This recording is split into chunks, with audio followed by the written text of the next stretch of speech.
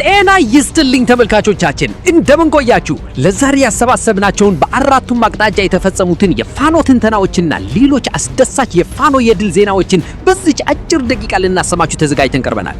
ቪዲዮውን ላይክ በማድረግና ኮሜንት ላይ ድል ለፋኖ በማለት እንዲሁም ለሌሎች እንዲደርስ ሼር በማድረግ ጀምሩት። ምክንያቱም ለአማራ ፋኖ ይገባዋልና። ከአጫጭር መረጃዎችን ጀምር።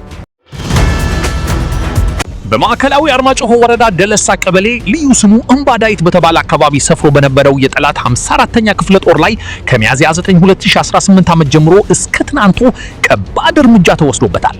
ዝርዝር መረጃውን ተከታተሉ። በመካነ ሰላም ግንባር ከ300 በላይ የጠላት ኃይል በምኒልክ እዝ 105ኛ ኮር አሃዶች ከጥቅም ውጭ ተደረገ። የአፋብን ወሎ ቤተ አማራ ምኒልክ እዝ 105ኛ ኮር አሃዶች ታላቅ የጦር ሜዳ ጀብዱ ፈጽመዋል። ዝርዝር መረጃውን ተከታተሉ።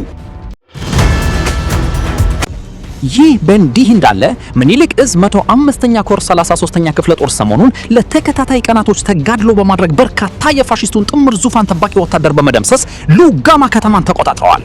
ዝርዝር መረጃውን ተከታተሉ። በተጨማሪም ተመልካቾቻችን ቀጥታ ከግንባር በስልክ መረጃዎችን ሊያደርሰን የዘወትር ተሳታፊያችን ቀርቧል። ተከታተሉ።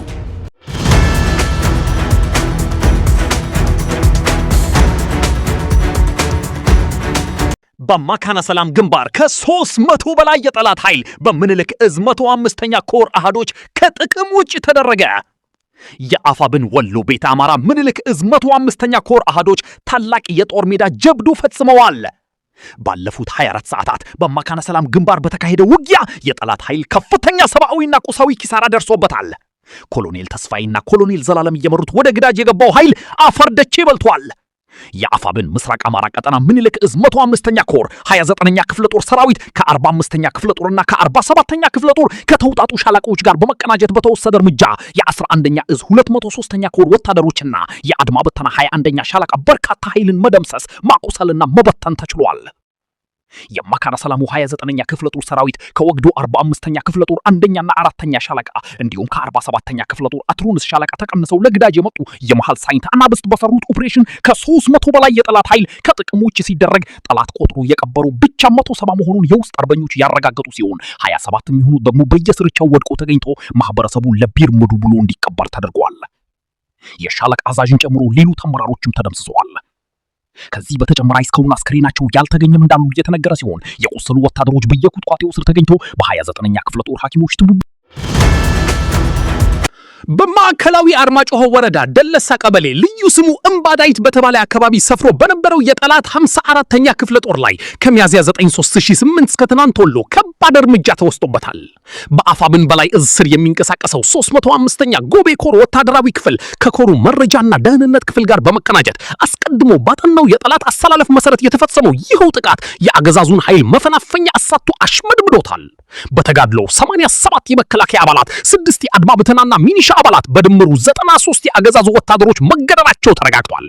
ይህ የሟቾች ቁጥር በቀጠናው ወድቆ የተቆጠረው አስከሬን ብቻ ሲሆን ቀሪው ኃይል ሲሸሽ ከቁስለኞቹ ጋር ጭኖ በርካታ አስከሬን ወስዷል። ስለዚህም በውጊያው የተገደሉ ወታደሮች ብዛት ከዚህም በላይ ሊያሻቅብ ይችላል ተብሏል። በውጊያው የተገደሉ ወታደሮች መካከል እዙ የሚመካባቸው 2 የመከላከያ ሰራዊት የሬጅመንት ዘመቻ አዛዦችና 2 የሻምበል አዛዦች ይገኙበታል ተብሏል። 35 ወታደሮች በከባድ ሁኔታ ቆስለው በ2 ቶራልና በ2 ፒክአፕ መኪናዎች ተጭነው ወደ ሶረካና ሁመራ መውሰዳቸው ታውቋል። በተጋድሎ 10 ክላሽንኮቭ ጠመንጃዎች ሲማረኩ 3 ወታደሮች ደግሞ ለፋኖ እጃቸውን ሰጥተዋል። በተጨማሪም ጠላት ይዞታዎቹን ለቆ ሲፈረጥጥ ቁልፍ ወታደራዊ ስፍራዎች በፋኖ ቁጥጥር ስር ውለዋል። በአርማጭሆ ደለሳ እምባዳይት ላይ ከባድ ኪሳራ ለተከናነበው ኃይል እገዛ ለማድረግ ከበደዊ ከጃንሱማና ከክሻ በኩል በ3 አቅጣጫ የተንቀሳቀሰው የጠላት ጦር በሽመልበር አካባቢ በደረሰበት ጠንካራ የቆረጣ ምት ወደ ሙትና ቁስለኛውን አዝራክርቆ መጣበት ለመመለስ ተገዷል። በውጊያው ወቅት 1 ብሬንና 1 ስናይፐር መሳሪያ በከባድ መሳሪያ ምት ከጥቅም ውጭ ተደርገዋል። የምኒልክ እዝ 150ኛ ኮር 33ኛ ክፍለ ጦር ልጓማ ከተማን በቁጥጥር ስር አዋለ።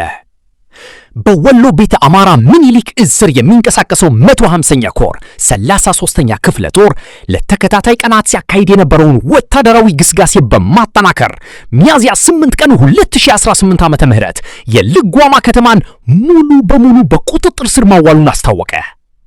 ክፍለ ጦሩ ባለፉት ቀናት በአካባቢው በነበሩ ግንባሮች ከአገዛዙ የጥምር ኃይል ጋር ባደረገው ብርቱ ተጋድሎ በርካታ የዙፋን ጠባቂ ወታደሮችን በመደምሰስ ወታደራዊ የበላይነት ተቀዳጅተዋል።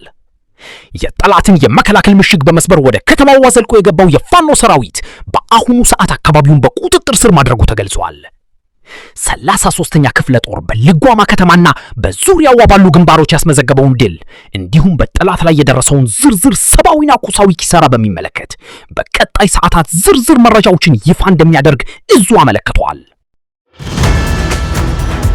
በተጨማሪም ተመልካቾቻችን ቀጥታ ከግንባር በስልክ መረጃዎችን ሊያደርሰን የዘወትር ተሳታፊያችን ቀርቧል። ተከታተሉ።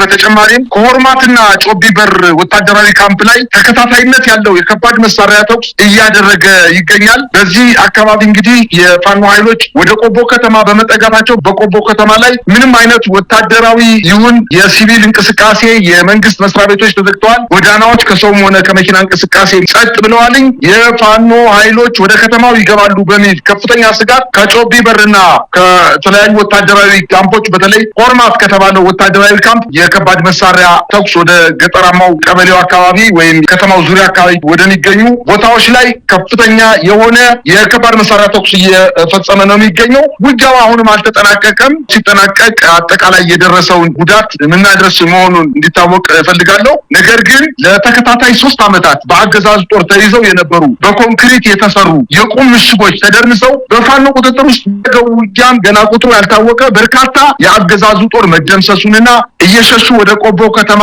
በማፈግፈግ ላይ እንደሚገኙና ይሄንን ኃይል ለመደገፍ ከተለያዩ አካባቢዎች የሚኒሻ ኃይሉ ከዚህ በፊት በውጊያ አሻጥር ሰርታቸዋል፣ ከእንግዲህ በኋላ ወደ ውጊያ አትገቡም ተብሎ በካምፕ ውስጥ የነበሩ በቆቦ ዙሪያ የነበሩ የሚኒሻ አባላትን ወደ ጦር ቀጠናው ፊት በማሰለፍ የመከላከያ ኃይሉ የከባድ መሳሪያ ድጋፍ እየሰጠ ውጊያ እየተደረገ እንደሆነ ነው መረጃዎች እያመላከቱ የሚገኙት። በተለይ የድሮን ተኳሾቹ ጠዘጠዘ የተባሉ አካባቢዎች ላይ ዝቅ ብለው እየበረሩ ነገር ግን በፋኖ ኃይሎች ላይ ጉዳት እንዳላደረሱና የገጠር አካባቢዎችን ግን ሰላማዊ የአርሶ አደር አካባቢዎችን ግን በድሮን እየደበደቡ እንደሚገኙ በሄሊኮፕተርም ጭምር ውጊያ እየተደረገ እንደሆነና የአገዛዙ ጦር ካምፖች የፋኖ ኃይሎች በከባድ መሳሪያዎች በሞርተሮች በአርፒጂዎችና በዲሽቃዎች እየደበደቡ ከምሽጎቻቸው እንዳስወጧቸው መረጃዎች ያመላክታሉ። ይህ በእንዲህ እንዳለ በመካነ ሰላም ከተማ አቅራቢያ የአገዛዙ ጦር በከባድ መሳሪያ የታገዘ ውጊያ ከፍቶ የነበረ ቢሆንም በፋኖ መልሶ ማጥቃት በተለይ የሚኒሊክ እዝ 105ኛ ኮር ለ3 ተከታታይ ቀናት ባደረጉት የመልሶ ማጥቃት ወደ ሙሉ ማጥቃት ተንቀሳቅሰው ነፃኛ የአገዛዙ ክፍለ ጦር በሊት ወደ ተባለች ከተማ ለመግባት ያደረገውን ጥረት መክተው በመመለስ ጉዳት አድርሰውበት ወደ ኋላ ማፈግፈጉን ለማወቅ ተችሏል። የአገዛዙ 11ኛ እዝ 203ኛ ኮር 87ኛ ክፍለ ጦር ለማገዝ በተለይ በሊት ከተባለችው አካባቢ የአገዛዙ ጦር ከበባ ውስጥ በመግባቱ ይሄንን በከበባ ውስጥ የነበረውን የአገዛዙ ጦር ለማዳን ከተለያዩ አካባቢዎች በተለይ ከመሃል ሳይንትና ከአማራ ሳይንት 2 ወረዳዎች ላይ 87ኛ ክፍለ ጦር በ3 አቅጣጫ እነዚህን የታፈኑ ኃይሎችን ለማዳን እንቅስቃሴ ቢያደርግም መንገድ ላይ አደሬ በተባለ ቦታ ላይ ከ2 ቦታ ላይ ቆረጣ በመፈጸም የፋኖ የ105ኛ ኮር 29ኛ ክፍለ ጦር በቆረጣ መታ ብትንቱን እንዳወጣችውና ወደ ኋላ እንደተመለሱ በተለይ በመካነ ሰላም ከተማ ላይ በሚገኘው ሆስፒታል በርካታ የአገዛዙ ኮማንዶ እና የመደበኛ ጦሩ በቁስለኛ መጨናነቁን ነው ለማወቅ የተቻለው። እንዲሁም በደብረ ማርቆስ ከተማ ሌሊት በፓትሮል ሲንቀሳቀሱ በነበሩ የአገዛዙ ጥምር ጦር ላይ የቴዎድሮስ እዝ 206ኛ ኮር የአገዛዙን ጦርና የብልጽግና አመራሮችን እርምጃ የሚወስዱ ቀኝ የተባሉ የፋኖ አደረጃ